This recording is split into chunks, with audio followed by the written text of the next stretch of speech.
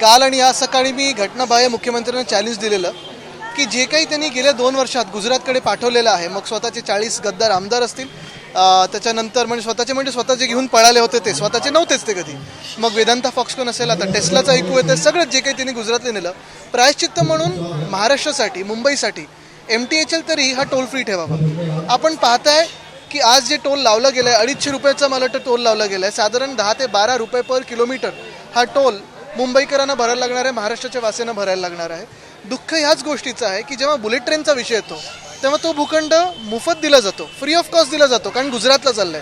पण मुंबई ते नावाशेवा हे जेव्हा कनेक्टिव्हिटी असते तेव्हा टोल लावला जातो. इथे माझं दुःख आहे, इथे मला त्रास होतो. महानंद डेअरीचा प्रपोजल देखील आहे की गुजरातच्या NDDB कडे देण्याचा प्रस्ताव दिला नाही. मला वाटतं आता हे सरकार परत येत तर नाहीच, पण जर चुकून आलं तर मंत्रालय पण तिथे हलवायचं बाकी ठेवणार नाही ते.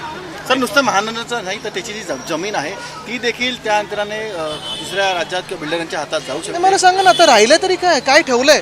मुळात मुंबईचं महत्त्व हे संपून टाकायचं, महाराष्ट्राचं महत्त्व संपून टाकायचं, हाच तर प्रयत्न. आणि काल मी जे पत्रात लिहिलेलं आहे ते हेच आहे, आपल्याला आपल्या वादांमध्ये व्यस्त ठेवायचं. मग जाती धर्मावरनं वाद असेल, जिल्ह्यातला वाद असेल, प्रत्येक गोष्टींवरनं वाद, आणि त्याच्यात आपण व्यस्त राहू आणि बाकी सगळं हे त्यांच्या लाडक्या राज्यात न्यायचं, हाच कार्यक्रम सुरू आहे. गेले अनेक महिने राज्याला पूर्ण वेळ DGP नव्हता, आज नवे DGP झालेले आहेत. रश्मी शुक्ला यांची घोषणा झालेली आहे, मात्र त्यांच्यावरती अनेक आरोप होते, फोन टॅपिंगचे. मला वाटतं आपण हा प्रश्न पहिला सोडवला पाहिजे की गेले 2 वर्ष आपल्या राज्याला अधिकृत मुख्यमंत्री नाही आहेत, अधिकृत सरकार नाही आहे, आणि एक घटनाबाह्य राजवट आपल्या राज्यात आलेली आहे.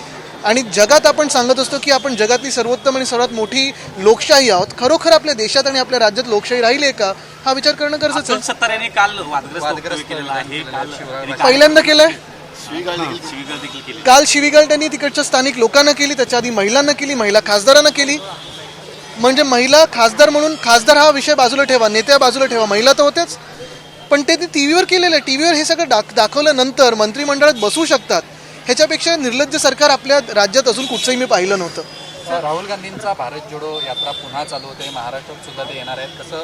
चांगलं आहे, त्यांचं स्वागतच आहे. कारण एक आपण पाहताय की आपल्या देशात आत्ता एका महत्त्वाची, आम्ही सगळी इंडिया म्हणून एक मोठी भूमिका इथे निभावतात, आणि मुळात आत्ता आपण पाहताय देशात परिवर्तन होणार. सर, जितेंद्र आव्हाड यांच्या वक्तव्यावरून ठाकरे परिवार गप्प का असं शी त्यांना कोण उत्तर देतं. पण काल मी जे बोलायचं ते बोललेलो आहे. मी हेच सांगितलेलं आहे की आता मला वाटतं जे काही मागे सगळं झालं भूतकाळ, ह्याच्यावर कोण काय होतं, काय खायचं, काय नाही खायचं, याच्या वादात गेलंच नाही पाहिजे. आपण भविष्यावर काय करतोय ह्याच्यावर चर्चा केली पाहिजे, आज आपण काय करतोय ह्याच्यावर चर्चा केली पाहिजे.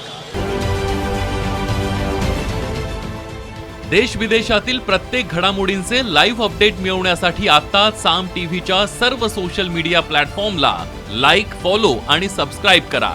तसंच सर्व नोटिफिकेशनसाठी बेल आयकॉन प्रेस करायला विसरू नका.